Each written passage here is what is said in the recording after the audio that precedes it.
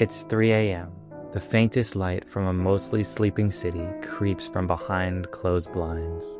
You know the figure, hidden in the distorted shadow, is you.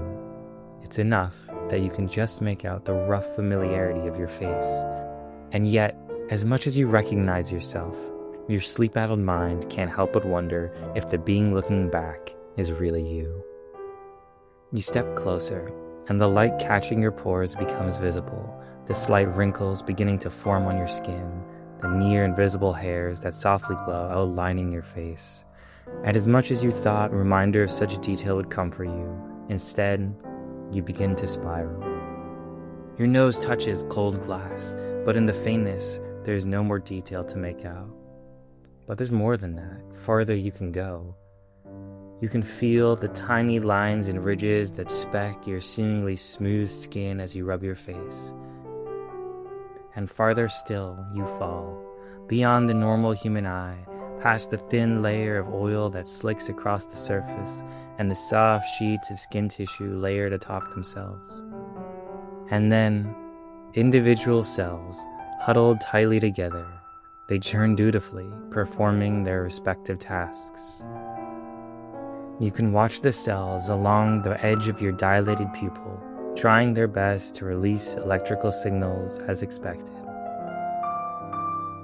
They stare back at you as you gaze into the mirror, a million tiny little organisms, each acting fully independently, fully uncertain of the larger world they find themselves in. Now, your hands are on the glass, face pressed flat, eyes wide open as you stare deep into yourself, and you really realize, that you are nothing more than a collection of little creatures.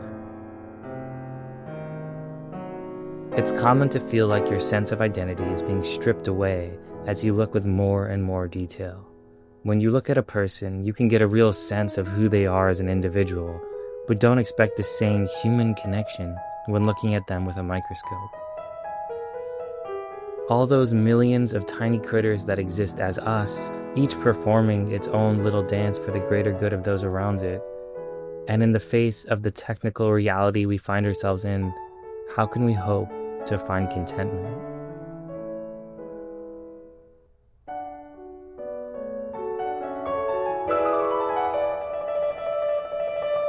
It's a question about consciousness, really.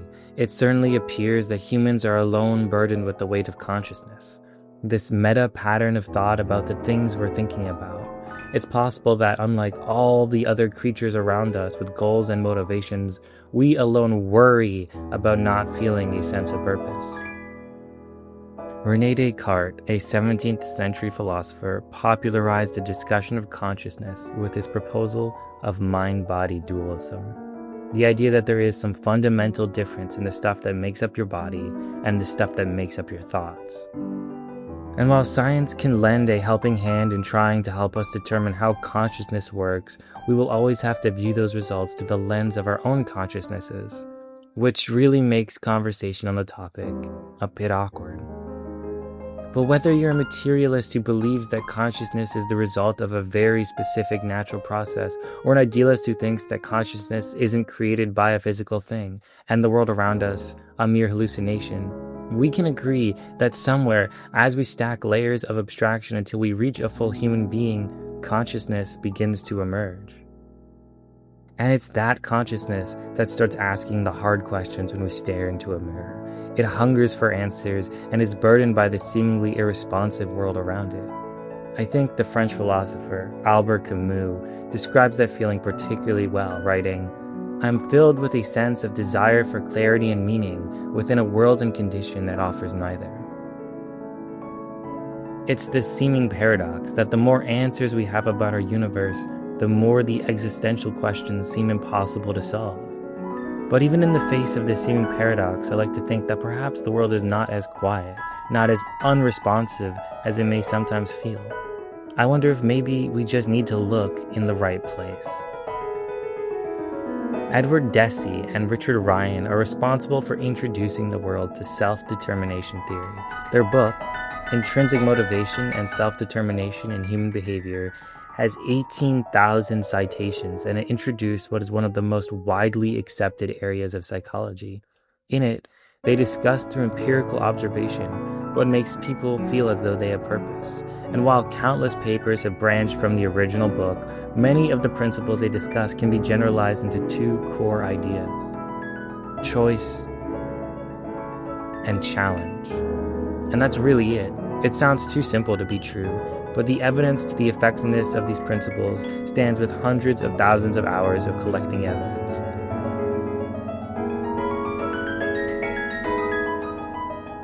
Many modern philosophers have a bit of a habit. They throw around massive questions trying to get you to think really deep, but then they leave you hanging, never providing an actually satisfying answer. It builds a hollowness around philosophy, a hollowness that begs for real scientific intervention. So let's break down what both principles are and how you can use them to find purpose. Choice is about making internalized decisions, creating a sense of control in your environment. It means that you as an individual have chosen to do something and that you as an independent agent can do that. Recognize that life isn't just dragging you along, and you have the ability to make significant choices that will change your life and the direction you are in. Challenge is about setting goals, difficult things for you to overcome. You must dig deep inside to find a challenge for yourself. It might be to finish reading a book, learning to play guitar, a spiritual accomplishment, helping at a local charity, or finally finishing editing your YouTube video that you promised friends would be out ages ago. It's critical that whatever task you choose feels rewarding on a non-instinctive level. Finishing a tub of ice cream in one sitting does not count. Pick something truly challenging and force yourself to work towards it. And of course, this is easier said than done. The irony is that the less motivation you feel, the more work you need to put in to find motivation. And that the longer you wait, the harder it becomes to break this motivational spiral. Remember that knowing how to fix a problem doesn't make the solution easy. We get in our heads that we're waiting for purpose to come from some external source, that somewhere out there meaning will waft through the open window, carried on the early morning breeze as sunrise light begins to cut through our window blinds. Yet everything we know about human psychology says the opposite, that means of purpose is deeply embedded within our minds, and as true as it may be that our world appears like an uncaring one, think of the millions of creatures it has brought together, all to give you a way to feel purpose. Within you lies the mechanism for contentment. And it's easy to imagine that contentment demands a complacency of some sort. If you feel content in an antagonistic world, have you not chosen to lie down, to roll over as the punches rain down on you? Have you not accepted the world for what it is, content regardless of its problems? Remember that you are choosing to fight for your contentment. As true as it is that you are accepting of your current situation, be so with a fighting spirit. You are not dependent on the external universe or some greater cause to provide you meaning. That is not what it means to be content. To be content is to fight for purpose, and every little part of you creates that fighting desire. Finding motivation is about overcoming the meaninglessness cycle, breaking it no matter how far you've spiraled. So wave back to all 1 million parts of you. Pop open that bathroom window and take a look at a world that waits for you to find purpose from within yourself.